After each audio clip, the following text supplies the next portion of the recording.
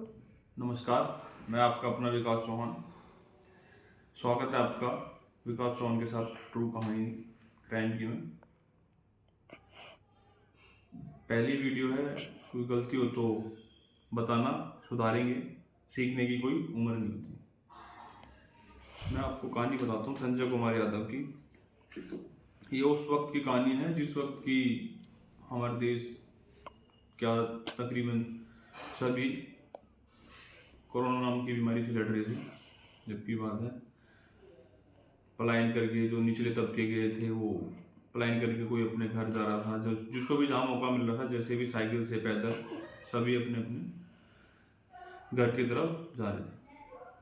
तो उसी वक्त तेलंगाना के पास एक वारंगला गांव है, वहाँ पर एक बोरी बनाने वाली फैक्ट्री थी। उसी दौरान वहाँ पर हुआ क्या कि एक कुएं में नॉट डेड बॉडियाँ मिली। कैसे मिली कि कहानी बताते हैं उसकी आपको विस्तार से। बोरी बनाने वाली फैक्ट्री थी जो, वो भी सारी फैक्ट्री की तरह कोविड-19 में बंद हो गई थी। पर उस फैक्ट्री के अंदर स्टॉक इतना था कि काम चल रहा था। कंपनी के जो मालिक थे जे भास्कर, उनके पास कुछ बोरियों का ऑर्डर आया। उन्होंने पब्लिक ट्रांसपोर्ट वाले को हायर किया और उससे बोला कि भाई आप, ये मेरी फैक्ट्री का एड्रेस है, यहाँ से कुछ बोरियां लो और इस एड्रेस पे आप डिलीवर कर दो, क्योंकि वो मज़दूर आपको मिलेंगे जो कि मज़दूर मेरे हैं, वो कोविड-19 के करके वो उसी में हैं, 10 मज़दूर वहीं मिलेंगे आपको और आपकी उस मदद करेंगे। ठीक है। जो ड्राइवर था वो फैक्ट्री की तरफ चल दिया। पर हुआ क्या कि फैक्ट्री में जाने के बाद उसने देखा कि फैक्ट्री में तो कोई भी नहीं था।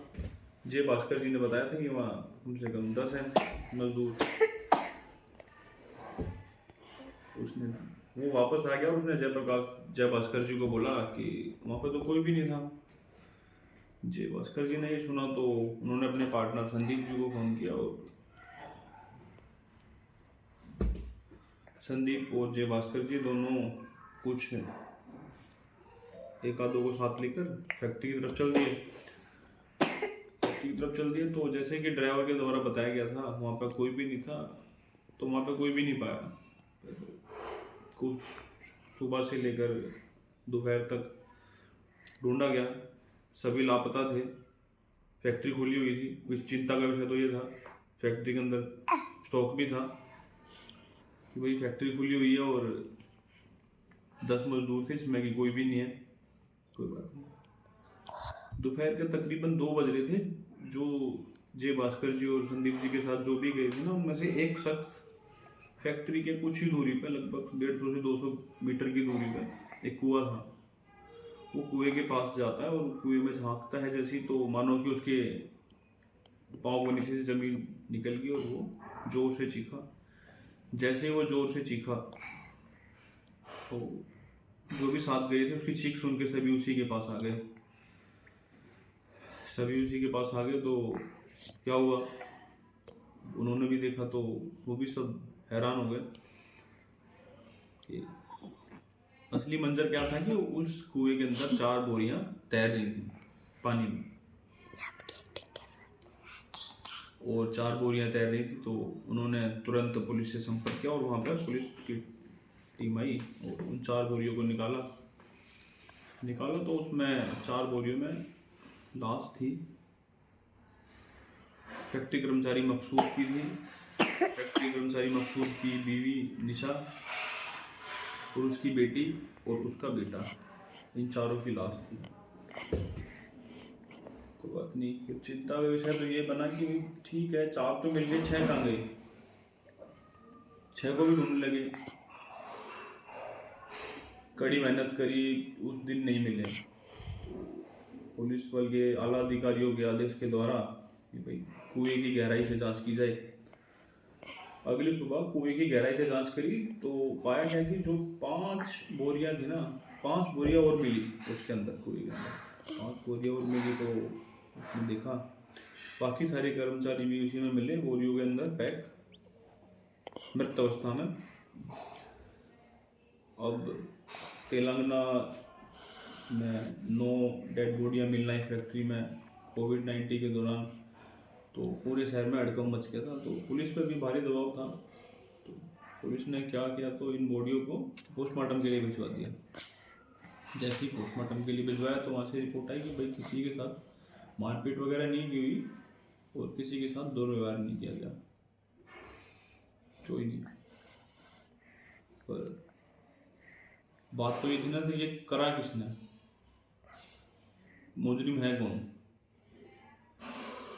हुआ क्या कि एक शख्स वारंगला के पुलिस स्टेशन में 2 मोबाइल लेके आया और उसने बताया कि बोरी की फैक्ट्री के पास ही एक ट्रैक्टर फैक्ट्री का, उसमें मेरे को 2 मोबाइल मिले हैं।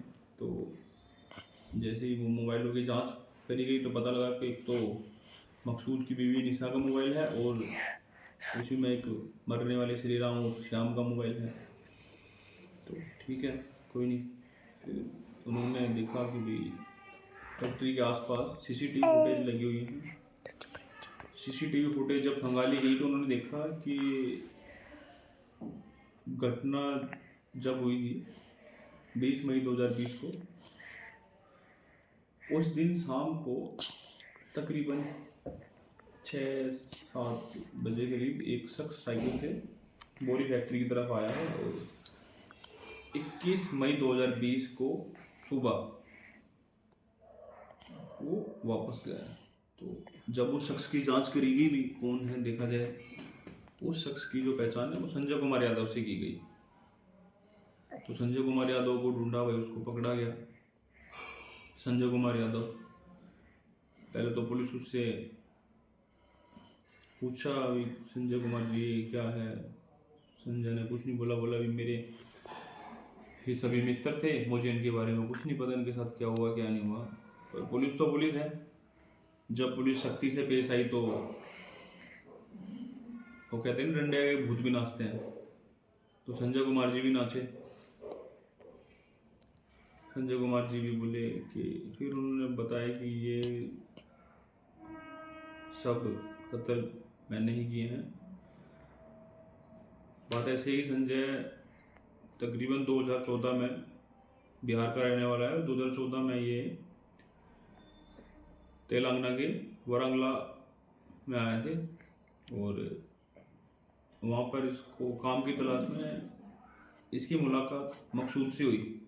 तो मकसूद ने संजय कुमार को अपने साथ बोरी फैक्ट्री में लगा लिया और ठीक है लगा लिया। तो संजय धीरे धीरे सबके साथ घुल मिल गया और जैसे जैसे पुराना हुआ तो ठीक है, इसमें काम अच्छा ठीक तो घुल मिल गया। फिर ये वहाँ पे एक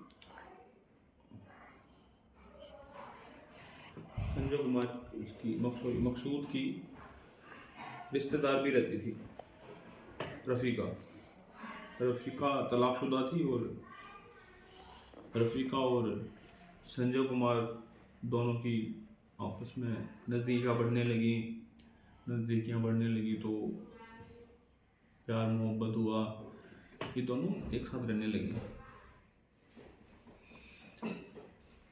रफ़ीका ने संजय कुमार को कई बार बोला कि शादी के लिए बोला, पर संजय कुमार शादी से इनकार करता रहा। बहुत दबाव डालने के बाद संजय शादी के लिए माना और ठीक है। फिर रफ़ीका बोली कि ठीक है शादी तो मैं तेरे से बाद में करूँगी, पर पहले तो मैं मेरे गांव चल। उसका गांव जो कि पश्चिमी बंगाल में था, मैं तो अपने मम्मी पापा से मिलाऊंगी, माता पिता से। तो संजय बोला ठीक है। हुआ क्या कि संजय कुमार यादव और रफ़ीका दोनों ट्रेन से चल दिए। रास्ते में जब ट्रेन में जा रहे थे तो संजय ने रफ़ीका को छाछ दी पीने के लिए, पर अनजान रफ़ीका उस छाछ को पी गई, जो कि उस छाछ में बेहोशी की दवाई मिली थी। जैसे ही रफीका ने वो छाछ पी और वो बेहोश हो गई, उसके तुरंत बाद संजय कुमार यादव ने उसका गला दबा के उसकी हत्या कर दी और चलती ट्रेन में आंध्र प्रदेश के पास उसकी लाश फेंक दी। और वहां से अगले स्टेशन से उतर के वो वापस वारंगल आ गया। वहाँ आंध्र प्रदेश की जो रेलवे पुलिस थी वो लाश की तस्दीक कर रही थी है किसकी, कौन जानने वाला है, लेके जाए, पर कोई नहीं गया, तो ना ही उसकी जांच हो पाई, वो कर पाई।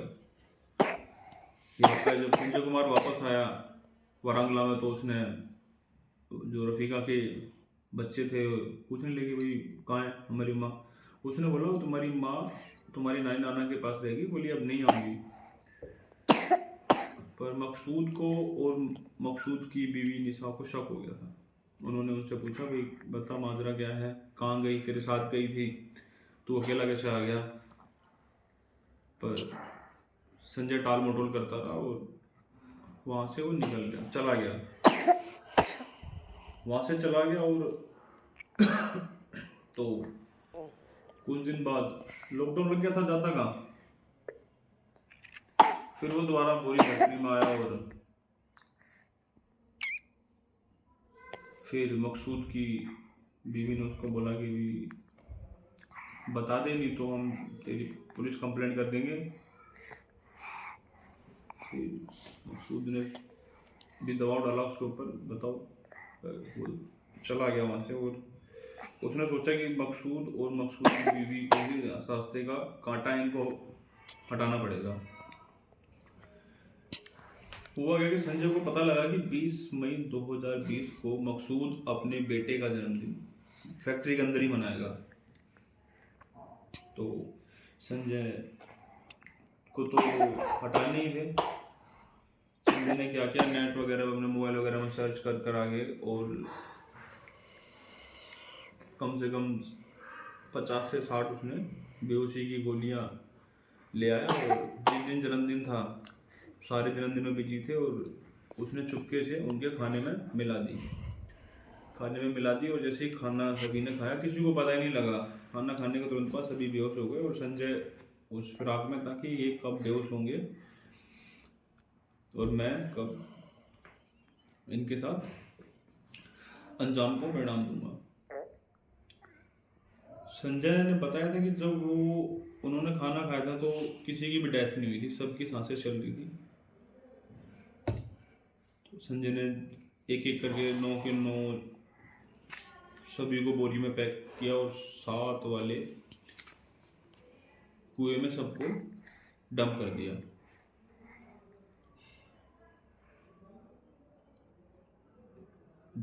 और संजय ने अपना गुनाह कबूल लिया। कहा जाता है कि संजय ने ना, जो रफीका थी उसकी बेटी 16 साल की थी, उसके साथ भी रेप वगैरह किए थे। तो अब संजय 2023 में जेल में है, 2023 से, और उसके ऊपर पोक्सो एक्ट भी लगा हुआ है। बस इतनी कहानी थी। जय हिंद। अच्छी लगे तो शेयर करो, सब्सक्राइब करो, लाइक करो। Thank you. Good night.